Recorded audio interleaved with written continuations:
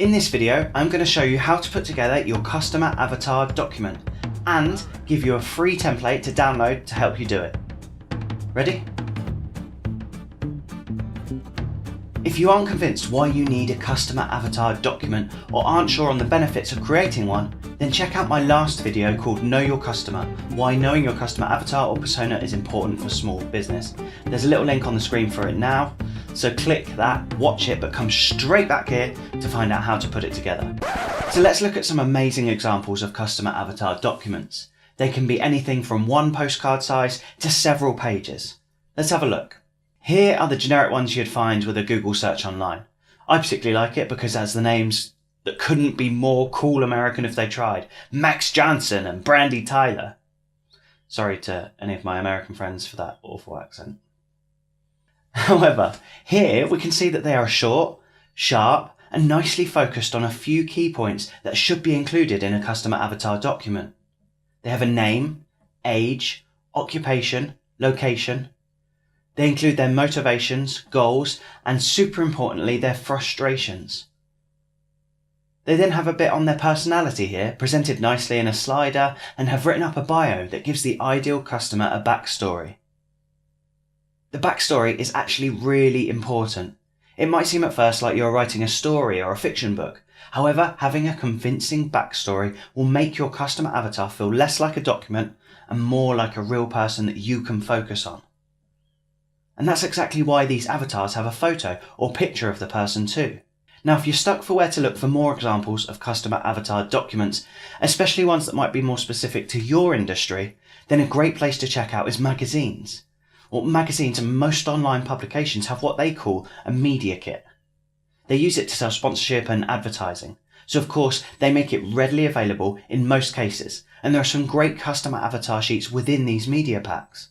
Have a look at this one for Shape magazine. Whilst it doesn't have as much details as I'd like to see in an avatar, it's clear, concise, and shows what it needs to for the purpose. It also looks great. It's not a big wall of text that people will get bored of seeing, and it could be printed out and put around the office to help employees focus on their customer. Go ahead and have a look online for a couple. Simply search for media magazine kits or magazine media kits and find plenty. Even Wood magazine has one. It's very different to a normal avatar, but it breaks down into a lot of detail on its specific customers, even down to the types of tools they use. Now, whilst these are good examples to look at, these aren't the templates I want you to be using for yours, unless you're a business selling magazine sponsorship, of course. I'm going to show you two more examples of great customer avatars, and then I'll show you mine and the template I use to complete a customer avatar. Here's Tony. What? Oh, apparently it's Johnny. From the film? Never mind. Anyway, this is Tony. Tony is the customer avatar of John Esperian, a very talented copywriter and LinkedIn nerd. And he calls himself a LinkedIn nerd. That's not me just being mean. Because John is a copywriter, he calls his avatar a pen portrait and has gone into a huge amount of details on Tony and all things about him. So I'm going to speed this up because there's a lot in there, but he has included his work, personality, politics and beliefs, opinions, likes, hobbies, technology, finances, clothing, problems, future, a summary, and so much more too. Diving in a little bit, you can see, as with the first two examples, Tony has a face. In fact, his whole family has a face, and they have a complete backstory, going back as far as school days and hobbies when Tony was a child. Skipping down, we know what Tony does for work specifically, and what his day-to-day is like. And then we have Tony's personality. I really like this section as John has completed an online personality checker on Tony's behalf and included the results in his avatar. I'll include a link to that online personality checker in the show notes below this video so you can give it a go too. The level of detail here really helps give a fantastic level of backstory to Tony, and it helps John really understand exactly who this guy is. And from that he knows what kind of language he speaks and where he hangs out online. Now, if you watched my first simplifying marketing video, you'll know that those three things are what I consider to be the pillars of marketing. And this is why I bang on about customer avatars or personas so much, because they can become not only the three pillars to all your marketing, but help you make decisions in all of your business. The backstory section is also done very, very well by the creator of Entrepreneur on Fire, John Lee Dumas. Why is it always Johns that are so good at writing these avatars? John Lee Dumas knew his customer avatar so well that he created a video about him and attributes his success with his globally popular show because he knows his avatar, Jimmy, so well. Hi, I'm Jimmy. I'm just a normal guy. I wake up in the morning, shower, pour some... I'll let you watch that video in your own time, and I've put a link to it for you to check out in the show notes below. So it's that time. Let's create your customer avatar, and as promised, I have a handy little template you can use and edit to make yours up and make it so that you will use the customer avatar too. If you want the template, there is a link below in the show notes of this video, so head down to that link when this video finishes. So here's my customer avatar document. Meet Olivia. Olivia is my ideal customer avatar, and as you can see, I've used the template to put together this fairly detailed but concise avatar sheet on her.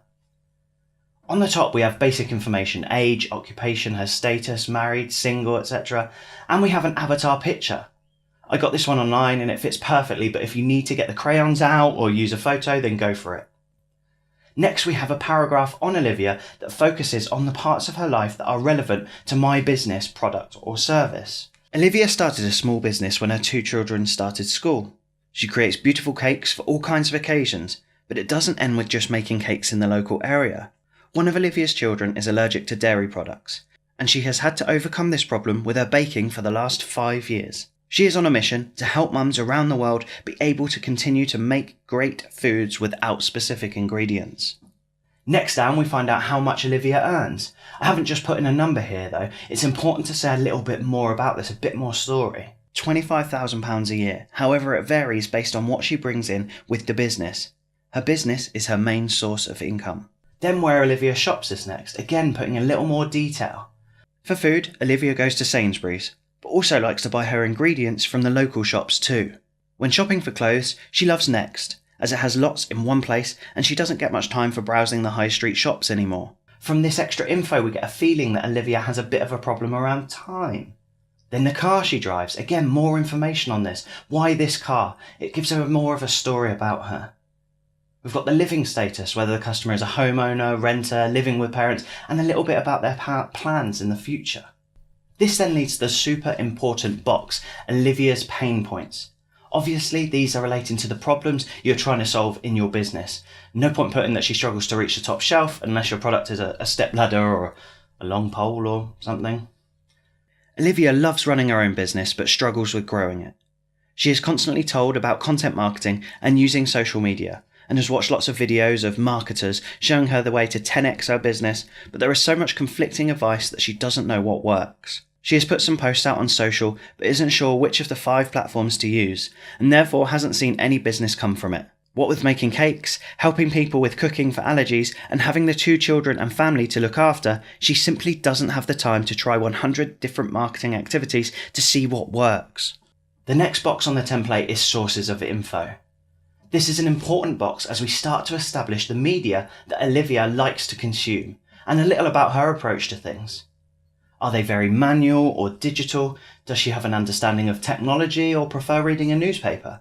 When Olivia doesn't know how to do something or needs advice, she goes straight to Google or normally YouTube. When reading, Olivia has a Kindle. She doesn't like reading from her phone because of the glare from the screen, but has one of the old Kindles that are like a book. Olivia used to listen to the radio a lot, but her husband bought her an Alexa, and while she isn't sure how to fix it when it breaks, she can listen to what she wants through Spotify on it, especially when she's in the kitchen. And the final box, where does your customer go online? You can focus on what social media platforms are used, if they use Groupon for days out, if they love giggling to YouTube videos when bored. This is where you get a feel for the places your customer will go online, and therefore where you should be looking for customers. Olivia is on Facebook a lot. She doesn't really understand the point of Twitter, but loves a good forum or Facebook group for advice. When she has a spare 5 minutes when the kids have gone to bed in the evening, she also scrolls through Instagram and posts pictures of her cakes and her family on there. And right down here at the bottom, I have a space for a quote, directly from Olivia, that relates to the pain point that we are addressing with our businesses. I am so frustrated by all the advice on how to market my business. I wish it was simple. So you can see with this document that the customer avatar is actually helping us to answer the questions about our customer from my very first simplifying marketing video. Who is our customer? What language do they speak? And where do they hang out online? but it's also giving us a good background story so we can easily answer questions that relate to our customer throughout our business life cycle. Plus, the avatar is a nice, clean and clear document. I can print it out and stick it up around the office or in front of me when I'm recording a podcast or video. And it gives me that so that I am always talking to or answering questions on behalf of my customer. Please do go and grab that template with the link below and get it filled in. I would also love to see them once you've done them, so do drop a comment below this video with your customer avatar. Thanks so much for watching, and if you're enjoying these videos, then please do hit the subscribe button on this channel.